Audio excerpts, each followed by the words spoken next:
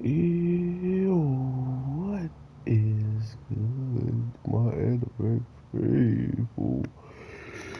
What is good? Yo, my lord. Two shows down yet again. And we're coming down to our final couple of shows that have episodes during Fridays. And we gotta understand at any given time, these shows can be done with their seasons very quickly. But Friday is a pretty good spot to get your anime, uh, seen and to have it near the company of like ridiculously powerhouse shows is pretty cool. But at the same time, all of the powerhouse shows are like here, and we can't really pick and choose which I can't pick and choose which one I want to watch. All of them just come on a little bit later that I would want to talk about first, but I will talk about those shows later today. Um, so yeah, let me know what you guys are thinking about the season finales and whatnot. But this week's episode with Bale just going absolutely nuts and fighting this Minotaur, man. I am in love.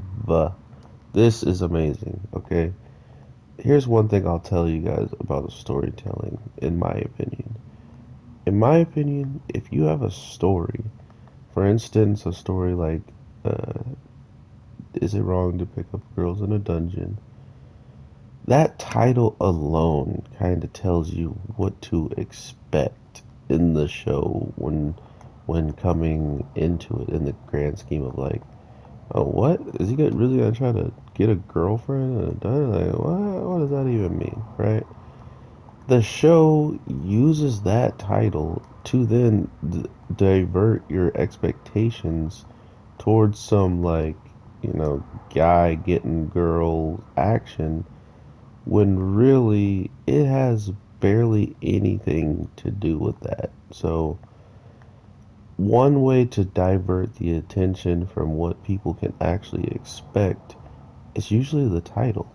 And that title does not tell me that I'm going to see a character become one of the most dopest heroes to watch and find out that he's going to push forward for his own meanings and no one else's. Even if the gods have set up all of these trials and tribulations for him to do in general, he's still pushing forward and he's still making his own decision at the end of this day.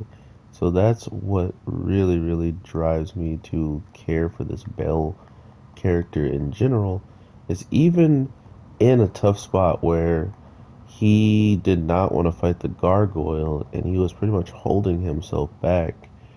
Hearing the cry or hearing the necessary information that he hears from this Minotaur, mind you, he hates Minotaurs, okay? Like, he only turned a blind eye to the Minotaur because he was with the group of people down low.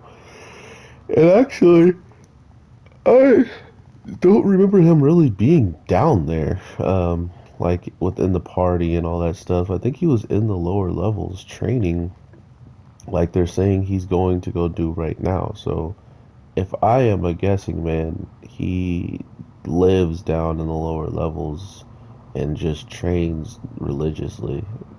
Hence why he absolutely blitzes Bell and just pretty much toys with this kid, man.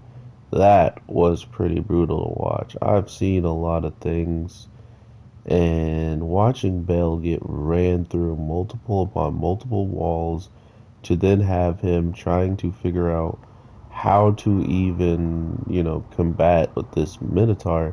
And this Minotaur was one armed. He was one armed throwing kicks and stuff.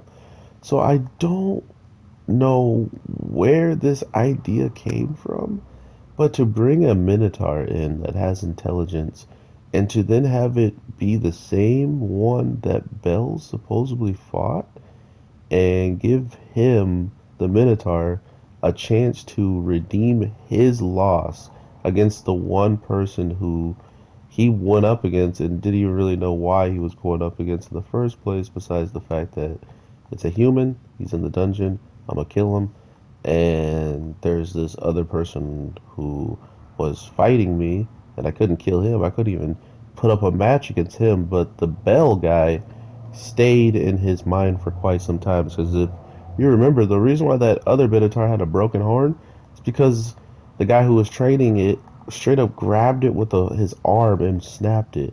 And that's what I was telling you guys as well, is in the Ainz, like with the sword goddess or princess, with her spinoff, they give you a lot more into that character who just randomly was with the Minotaur. They give you a lot more understanding of like how capable he is, I should say.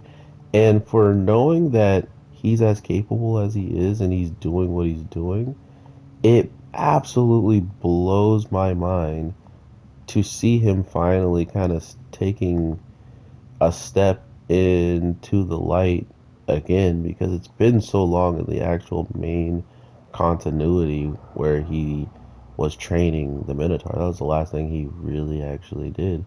Now here he is jumping in. He's literally pulled a Zod. This was a Berserk reference if I've ever seen one.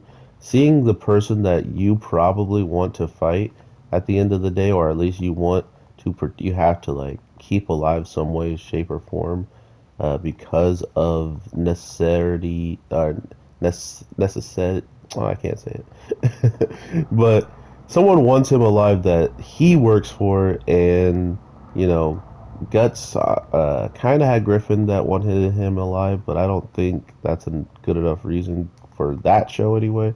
Guts is just a monster, right? And he's capable of doing some ridiculous stuff, and so is Bell.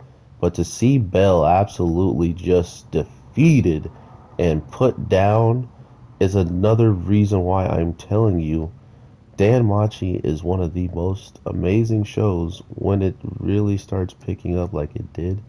And now we still have a whole entire tower that we know nothing about from top to bottom, and Bell still hasn't even barely explored it. So they have been building up for something for quite some time, and we're just now about to get it, in my opinion. So thank you guys so much for watching my reviews of Danmachi through this season. I hope to get to talk to you guys through the next season, and I'll talk to you in the next one. Take care and peace.